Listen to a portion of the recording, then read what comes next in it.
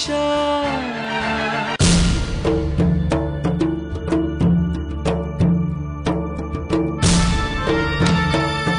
పోన్నట్టు sir చెప్పు. Okay sir.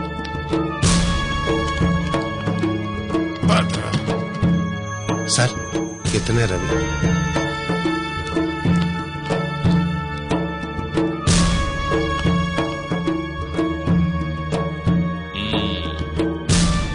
Welcome mister Ravi, welcome. నువ్వు వచ్చేసరికి నీ హిస్టరీ అంతా తెలుసుకున్నాను. ఏ రౌడీయిజాన్ని హీరోయిజం అనుకుంటున్నావా? పాపం స్టూడెంట్ కుర్రాళ్ళు టీ తాగుతూ డిస్కస్ చేస్తుంటే నీ డిష్యూ ఏంట్రా? చదువుకునే వాళ్ళ మీద చాకు మార్లు దేనికి? నా ఏరియాలో రౌడీయిజం నైచల్తా. సార్ వాళ్ళు చదువుకునే అబ్బాయిలు కాదు, దారిన పోయి అమ్మాయిలు ఏడిపించే రౌడీలు. మా ఫ్రెండ్ సిస్టర్ని ఏడిపిస్తుంటే చూడలేకపోయాను, కోపం వచ్చింది. వాళ్ళని దారిలో పెట్టడానికే చేసుకోవాల్సి వచ్చింది. Very good. కోపం వచ్చింది, కొట్టావు. మరి మేమెందుకున్నట్టు? ఈ స్టేషన్ ఎందుకున్నట్టు? మా డిపార్ట్మెంట్ ఎందుకున్నట్టు? బందోబస్తులకి సెల్యూట్లు కొట్టడానిక? అవన్నీ నాకెందుకు సార్? ఆ క్షణంలో అలా అనిపించింది, జరిగిపోయింది. సార్ మీ పనుల్లో మీరుంటారు, సమస్యలు ప్రజల మధ్యనుంటాయి. మీ దగ్గర నుంచి ఇదిగో కంప్లైంట్స్ సెటిల్ చేస్తావా? చెయ్యి. రై,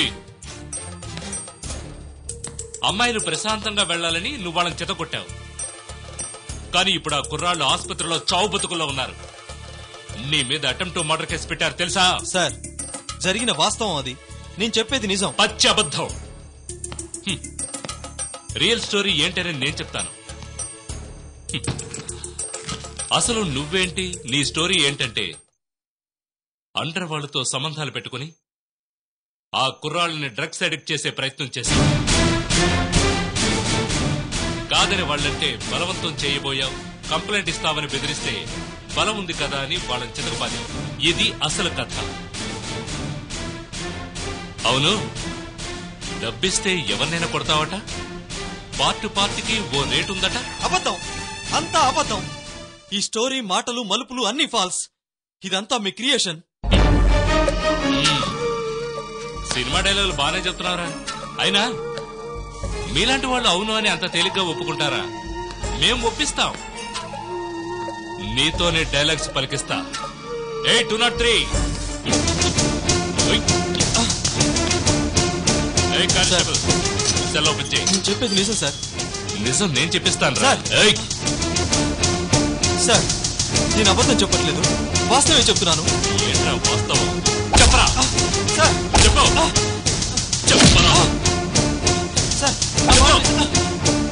చెప్పు సార్. చెప్పరా చెప్పు. ఎవడ్రా వాడు? మంచి మూడ్ లో ఉంటే డిస్టర్బ్ చేస్తున్నాడు. తర్వాత వచ్చి చూసుకుంటాను. క్లోజ్ చేయి.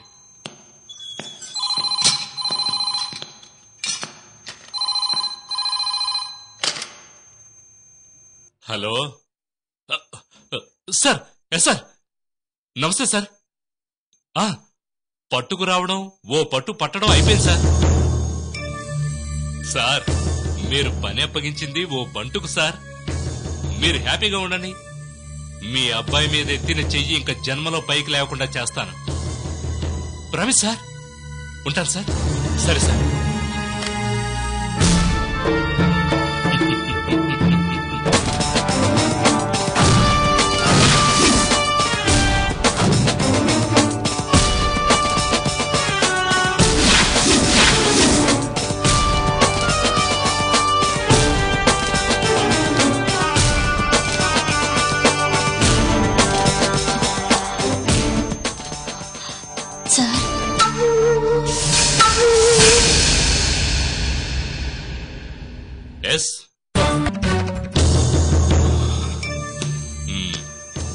ఏంటి అతను అలా చూస్తున్నా? ఎక్కడన్నా రౌడీయిజం చేస్తూ కనిపించాడా? లేకపోతే నిన్ను అల్లరి పెట్టాడా? లేదు ఇన్స్పెక్టర్, అతను మా అన్నయ్య. ఏ తప్పు చేశాడని తెచ్చి జైల్లో పెట్టారో తెలుసుకోవచ్చా?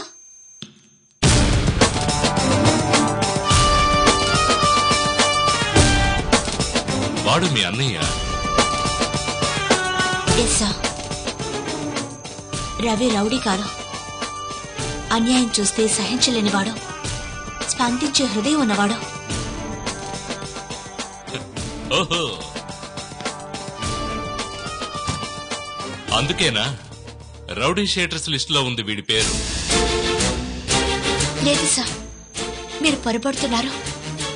తన గురించి మీకు తెలిసింది తప్పుడు సమాచారం. ఆ సంఘటన జరిగేటప్పుడు నేను అక్కడే ఉన్నాను సార్. మా అన్నయ్య తప్పేం లేదు సార్. ఆహా, అయితే తప్పంతా మాదేనంటావు. ఆ సమయంలో నువ్వు అక్కడే ఉన్నావా?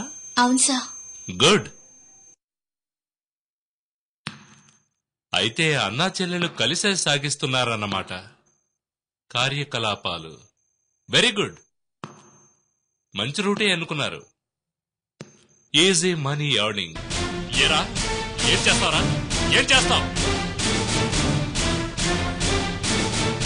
చూడు ఎలా రంకలేస్తున్నాడు. వీడు రౌడీ కాదంటే మేము నమ్మేలా? నిజం ఇన్స్పెక్టర్, నేను చెప్పింది నిజం. మా అన్నయ్య ఏ తప్పు చేయలేదు. ప్లీజ్ వదిలేయండి. చూడు, ఇవన్నీ నువ్వు లాయర్తో చెప్పి కోర్టులో సాక్ష్యం ఇప్పించి వాదించి మీ అన్నను విడిపించుకో. అంతేగాని ప్రస్తుతం నీ రిక్వెస్ట్ ని ఆర్డర్ ని ఒబే చేయలేను. నా డ్యూటీ అది కాదు. Now you can go. వెళ్తాను సార్. ప్లీజ్ మా అన్నయ్యతో 5 నిమిషాలు మాట్లాడాలి. ఆ అవకాశం ఇప్పించండి. 5 నిమిషాలు? ఓకే, 5 నిమిషాలు. Thank you sir.